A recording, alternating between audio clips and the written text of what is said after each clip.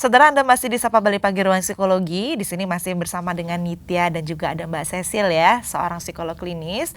Hari ini kita masih akan membahas soal stres, kecemasan, bagaimana cara mengatasinya, terutama di masa pandemi COVID-19 tadi. Mbak Cecil, nggak terasa kita udah segmen 4, Mbak Cecil. Ya? Cepet banget. Kalau kita udah ngobrol soal tips-tips gini rasanya cepet sama ya. Nitya ngobrolnya asik banget. Nanti kita lanjut setelah ini ya Mbak Cecil ya. Tapi Mbak Cecil kan tadi di segmen 3 kita udah bahas gimana ciri-cirinya, penyebabnya juga tadi kita sudah bahas, gejala-gejalanya juga kita sudah bahas. Nah kalau kita sudah bahas itu, yang paling penting itu kan sebenarnya gimana mengatasi ya Mas Cecil. Betul.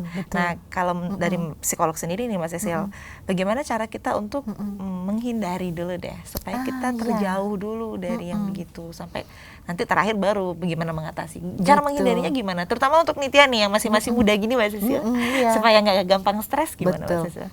Jadi stres itu tidak bisa dihindari, cemas tidak bisa dihindari, ya. Stres dan cemas tidak bisa dihindari. Pasti akan ada ya Mas Cecil? Iya, pasti akan ada dalam hidup. Tetapi diterima atau tidak? Baik. Dipahami atau tidak? Disadari atau tidak? Penyebabnya apa? Dicari. Jadi yang namanya kembali. Jadi kita sebagai manusia itu harus lengkap yang namanya perasaan. Perasaan apa? Perasaan nggak nyaman karena stres ya kan. Perasaan tertekan harus kita punya. Kalau enggak kita nggak punya kecerdasan namanya. Kecerdasan intelektual, kecerdasan sosial, kecerdasan perasaan, kecerdasan spiritual. Itu memang harus ada. Jadi kita sadar. Nah, kalau itu sudah jelas-jelas itu sadar selalu ada, ngapain harus dihindari? Berarti Selalu nanya, tune in ke solusi, gitu. Tune in ke solusi. Iya. Berarti kalau ada yang nanya Mbak Cecil, misalkan ada nih, misalkan Nitya klien nih, Mbak Cecil, ajarin dong supaya kita nggak pernah stres, pasti nggak bisa ya Mbak Cecil? Nggak bisa dong. Saya akan mengajari kamu mengatasi masalah. Nah itu solusi. Itu solusi. Mencegah daripada mengobati. Betul. Itu gimana Mbak Cecil untuk bisa mengatasi gitu ya, namanya kecemasan atau stres, karena kan kita pasti akan menghadapi itu. Kita butuh keterampilan dari Mbak Cecil nih.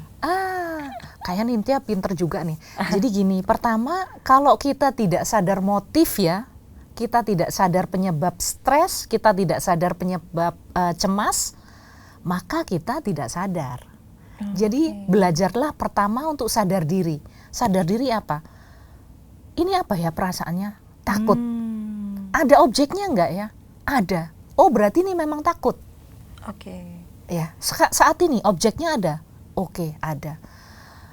Ini rasa cemas. Takut mati. Kira-kira bener nggak kalau cemas kemudian bisa mati? Mati ini saat ini atau saat yang belum jelas? Belum jelas. Berarti nggak real kan? Berarti kesadarannya nggak real. Ya udah kalau nggak real yang bukan nggak jelas. Jadi jangan diikutin tuh, kontrol diri kita. Berarti kita analisis juga ya Mbak? Betul. Kita harus analisis perasaan untuk kita. Untuk belajar kemampuan si anak atau kemampuan kita untuk mengatasi masalah adalah kemampuan kita melihat, memahami informasi. Kemudian selain memahami, kita memilah informasi, kita menganalisis informasi, kita melihat resiko sebuah informasi. Jadi kalau kira-kira cemas, bakal mati aku, bakal dibunuh orang yang gak jelas, bakal disakiti orang itu, hanya pikiran kita atau jelas? Kalau itu tidak jelas berarti itu cemas. Kok datang terus-menerus ya? Lu kenapa kok datang terus-menerus? Pertanyaan kita. Lu mikir masalah terus? Apa lu mikir solusi terus? Nah, itu yang harus kita sering tanya sama diri sendiri juga. Betul. Jadi yang pertama dipikir, yang kita analisis adalah perasaan. Oh iya wajar kalau cemas, ada corona, benar. Terima kasih rasa cemas. Saya berhati-hati, saya memplanning, saya bawa masker kemana-mana, hand sanitizer. Baik kalau gitu. Nggak jadi sampai gangguan kecemasan. Nah, tapi kalau muncul pikiran bertingkat, wah ini udah. Iya, pikiran tadi ya, aku pikiran mati nggak ya nih, besok kok korban selanjutnya nggak ya? Itu yang makanya bahaya. Berangkatnya itu hanya dari perasaan loh ya. Perasaan melihat masalah, perasaan melihat stres, gitu. Nah, kemudian kita analisis pikiran kita. Terus kalau misalnya tindakan kita, lebih baik ngurung diri deh di kamar, nggak ketemu orang, nggak ngomong, nggak ngapa-ngapain, gitu ya. Ya. Terus sampai pusing, terus gemeteran gitu. Itu real nggak tindakan kita? Tindakan kita takut mati. Terus nanti megang sesuatu, waduh nanti ada virusnya. Aduh, terus bingung lagi. Nah, real tidak? Kalau semuanya tidak real, kita mengalami gangguan. Kalau semuanya itu real, masih di saat-saat ini, di saat misalnya gini, apakah bisa kita tertular corona? Bisa. Itu real nggak? Real. Gitu.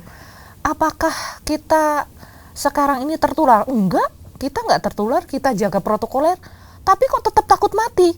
Nah, ini nggak real namanya. Jadi tindakan kita disadari, pikiran kita disadari, perasaan kita disadari. Harus eling berarti teman-teman saudara-saudara di rumah. Jangan sampai kita itu termakan dengan rasa takut dan kecemasan kita. Apalagi kalau kita nggak ngikutin protokol itu ya mana? Ya. Nah, untuk tetap sadar tentang motif diri, tentang perasaan, tentang pikiran ini kan bagaimana orang memahami perasaan kalau misalnya dia tidak pernah belajar tentang kepekaan perasaan. Jadi relasi dari orang tua yang dingin, yang kaku, yang selalu menyalahkan, yang selalu semuanya boleh, nggak pernah ada yang namanya batas, nggak ada yang namanya kontrol, nggak ada yang namanya kendali. Jadi kalau muncul perasaan apa, nggak dikendalikan, nggak dikontrol. Kalau muncul pikiran apa, nggak dikendalikan, nggak dikontrol. Muncul motif yang tidak jelas, nggak dikontrol. Nah, ini kebiasaan bertahun-tahun, makanya muncul kecemasan itu. Dan kita juga mungkin bisa melakukan aktivitas yang lain, mungkin Mbak Cecil kayak sangat olahraga. Itu berarti juga bisa membantu. Sangat bisa. Orang cemas olahraga, bener dong ya. Kalau kita tidak olahraga, imun tubuh kita turun. Kalau kita nggak makan sehat, imun tubuh kita turun. Kalau kita selalu cemas dan tidak terkontrol, tidak terkendali, off control, maka imun tubuh kita memproduksi namanya kelenjar yang tidak normal. Ya itu yang menyebabkan daya tahan tubuh kita juga kemudian bermasalah karena daya tubuh kita menurun. Tapi nih Mbak Cecil, kalau misalkan kita nih semua termasuk Nitya ataupun saudara di rumah ternyata sudah berhasil merefleksi gitu. Ternyata ada yang disebutkan oleh Mbak Cecil tadi, kayaknya aku sudah ada yang merasakan nih. Nah, gimana ketika kita sudah harus menemui profesional gitu Mbak Cecil.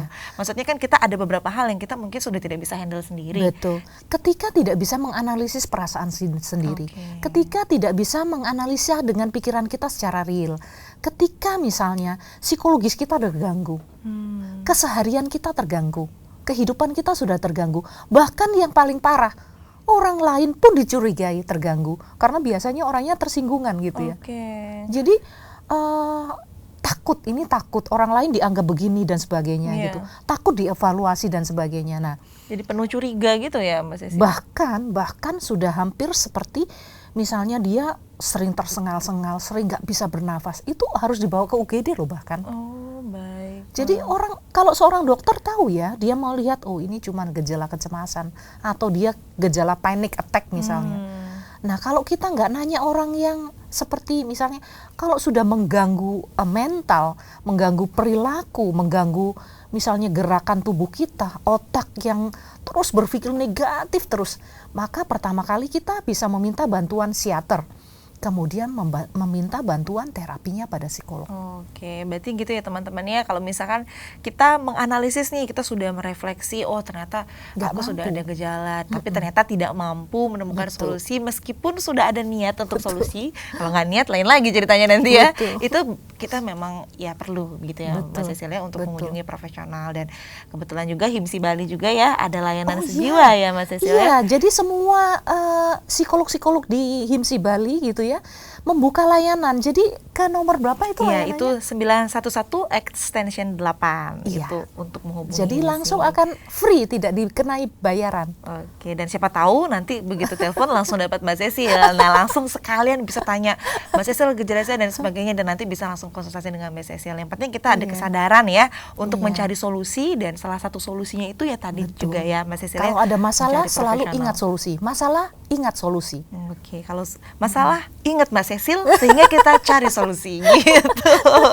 MSS ya, masalah ingat Mbak Cecil dan solusi. Nggak terasa Mbak Cecil, terima kasih banyak ini Thank you sharing-sharingnya. banget. Iya, Mudah-mudahan apa yang sukses. sudah kita obrolin barusan, sharing barusan berguna untuk teman-teman, Sangat. sehingga di pandemi ini kita bisa lebih strong, bisa lebih kuat Iya, untuk mengatasi iya. stres dan juga kecemasan itu.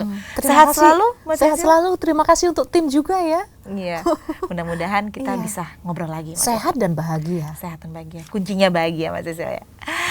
Oke ya saudara, itu dia tadi pembicaraan dan juga sharing Nitya nih dengan Mbak Cecil ya, seorang psikolog klinis gitu, tentang topik kita hari ini, stres dan juga kecemasan, serta bagaimana cara kita untuk mengatasinya.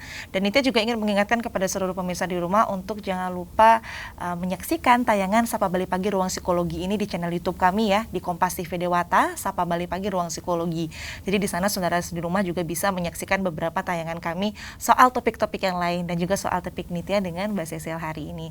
Nah saudara, jangan lupa juga untuk follow Instagram kami di Kompas TV Dewata dan juga @Facebook kami di Kompas TV Dewata. Terima kasih banyak atas perhatian dan juga kebersamaan Anda. Jangan lupa untuk tetap jaga kesehatan, ikuti protokol kesehatan yang telah ditetapkan oleh pemerintah, sehingga kita semua bisa bersama-sama memerangi COVID-19 dan sehat selalu.